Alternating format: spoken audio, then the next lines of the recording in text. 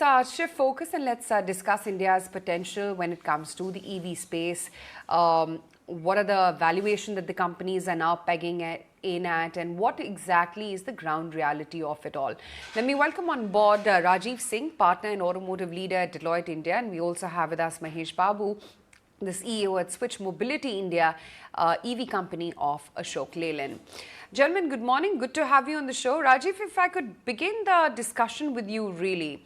While it's clear that the electric transition is here and now, and it's no more a question of if, it's when and now, or when and how soon. But just if I talk about individual companies, Tata seem to be leading India's passenger vehicle EV race clearly. M&M has still been working on this. Maruti, in the meantime, doesn't see this as a lucrative space just yet. As per you, what's really working for the Tatas and other companies, should take notice of right now? Yeah, no, I like what you said, that it's not a question of whether it will happen or not. I think it's a question of when now. I think we have crossed that particular bump or hurdle in that sense. And whether it is passenger vehicles or whether it is two-wheelers, maybe two-wheelers is a slightly ahead of the curve, I would say, in that sense. But coming back to passenger vehicles, I think one of the key things is going to be, from a consumer perspective at the end of the day, which is going to be most important, is that how ready is the consumer in terms of moving away from the traditional ICE engines that they have been used to for so many years now, and a completely new technology which requires a completely different way of kind of consuming them as well. Because instead of probably spending just about maybe a couple of minutes or 5 minutes or 8 minutes maybe at a petrol pump to fill in your vehicle, this is going to take probably about at a minimum half an hour to recharge your vehicle. It could be even 6 to 8 hours. So I think that is going to be the key out here, honestly. And as we move towards these greener technologies, the other key thing is going to be the government push, actually. So from a Tata Motors perspective, I think one of the things that has been working well for them is their focus on EVs a little ahead of the curve, I would say.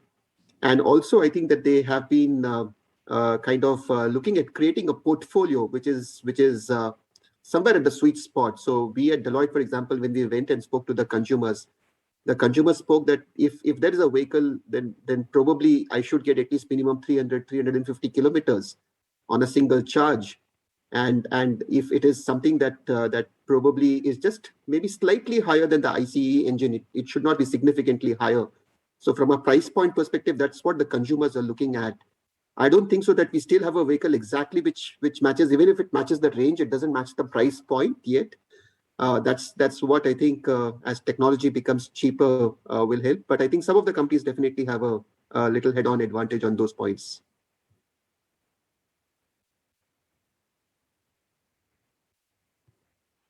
Indeed. Mahesh, if I could get you in on the discussion, the big talking point right now in the market is Tata Motors EV unit, which is now valued at $9.1 billion, and that's a mammoth figure. What do you feel about this number? And do you feel that it in some way has sort of set a benchmark for other valuations or other deals being struck? And,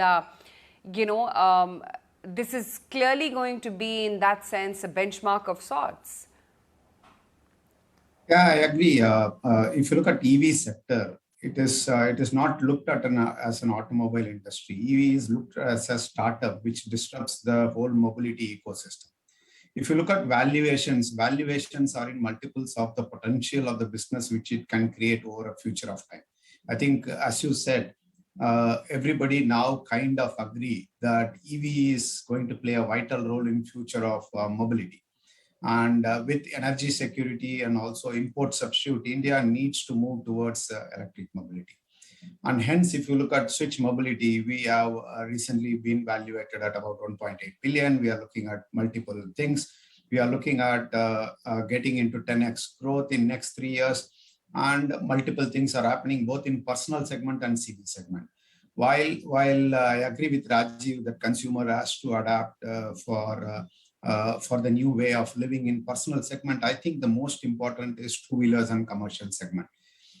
About 80% of the vehicles sold in India is two-wheelers, and about 50-60% of the fuel consumed is by them, and the remaining is by the commercial vehicles like buses, fleets and trucks. I think we need to look at as a country and see what happens here. That's what Switch Mobility we are doing. We are getting buses into electric mobility. Recently, you have seen multiple orders. There are about 3,000 to 4,000 electric vehicles in the range now, which is I'm sorry for that, which is right now in the pipeline. So we are seeing a substantial, what I would say, progress in the commercial mobility space as well.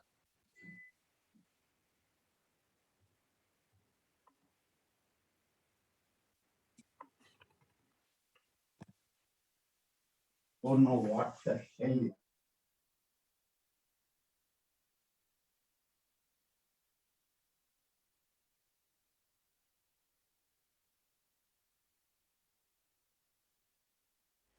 Rajiv, if I can come to you, and just building upon that point, now we've seen the two-wheeler, yes, seems to be leading the way. You look at Ola, sold 4 scooters a second, right? In the first 2 days of the launch, you're hearing this kind of commentary from an Amazon to a Flipkart or a Zomato about how their EV, how their fleet is going to go EV. Do you therefore think that when it comes to the passenger car segment, we are ready? Tata Motors, of course, making this bold move, getting a valuation of $9.1 billion. M&M seems to be working towards it. But then you look at the country's largest automaker, Maruti, which has been saying that India is not EV ready and is going to take a while. Yeah. No, so I think that, as Mahesh Babu also said, I think that we need to also see what is happening probably in certain nations where the penetration of EV is higher. And let me get back to, say, a country like China, for a simple reason that they are ahead in terms of EV adoption, especially from a two-wheeler and from a passenger vehicle perspective. Now, from a two-wheeler perspective, probably they are the largest in terms of EV adoption. They would have more than 30 million electric vehicles already on the road which are flying. And they have seen a boom over the last, say, 8-10 years and so on and so forth. But what was the tipping point and how has the market evolved in China? And need not necessarily be the same thing that may happen in India, for example. But just to touch upon a few points. One thing is, in China, most of the two-wheelers are slow-speed two-wheelers, which means that they are all 25 kilometers and below. So it is the cycle moving into a electric two-wheeler in some sense. But it's not the performance and the speed of the two-wheelers that we have seen probably in the European countries or some of the other Southeast Asian countries. And I think India is moving that way. So if you look at Ola, if you look at TVS, if you look at Bajaj, if you look at some of the other startup companies in the country which have come up, their entire focus is on performance when it comes to electric two-wheelers. And rightly so, because the Indian consumers are also looking at performance. So there can be some differences, some divergences. But one of the key things that happened in China, for example, is the tipping point was that when some of the provinces decided to ban the ICE two-wheelers being plied within the city limits. Now, of course, that was China. The government came up with a policy and they said that we want no ICE two-wheelers to be sold in a particular limit and so on and so forth. And that was the point where suddenly you saw a huge increase in the electric two-wheeler adoption when it came to that particular country. I don't know whether in India we'll see a similar kind of a tipping point come in, or are we going to wait for the tipping point to come from a business economics perspective?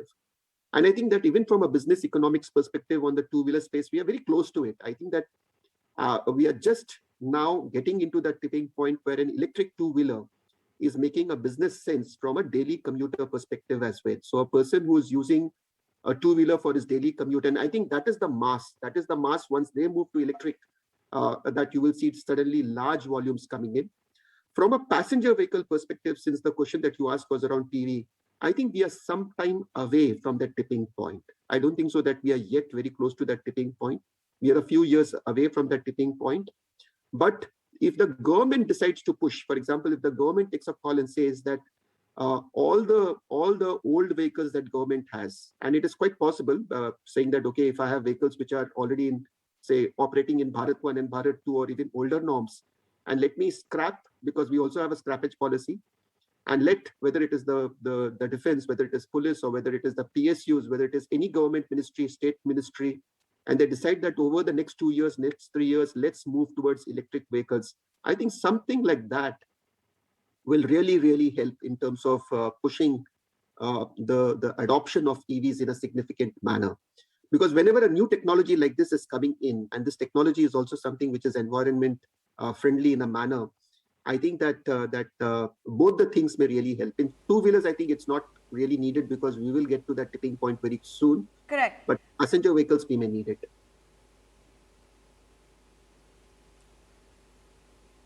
Okay, so the tipping point will come soon. Passenger vehicles could trail and be slightly lagging behind.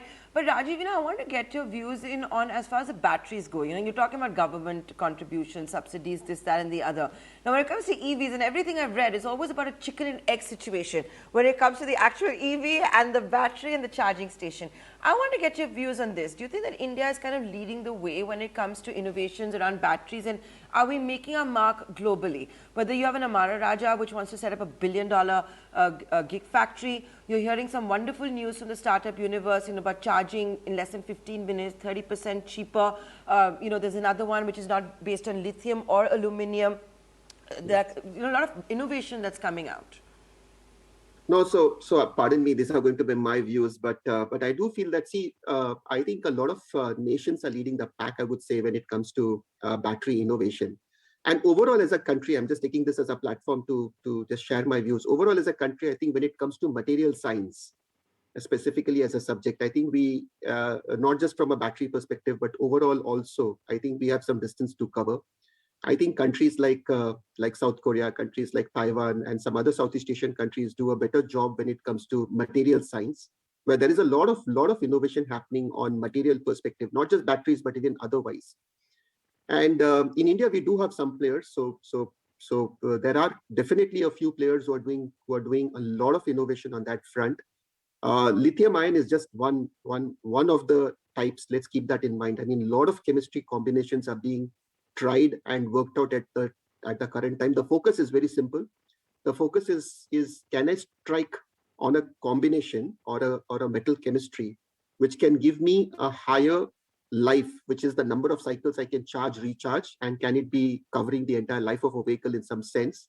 And the second is, can I ensure that the energy density in the battery pack goes up? So that is where a lot of people are focusing, and that's where a lot of chemistry is being tried out. But if it is that, are we really leading the and showing the world the path?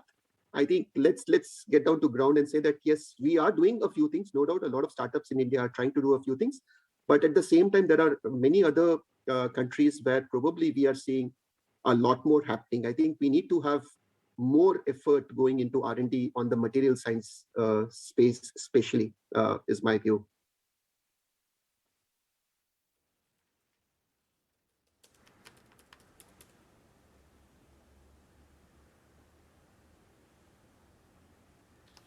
Right.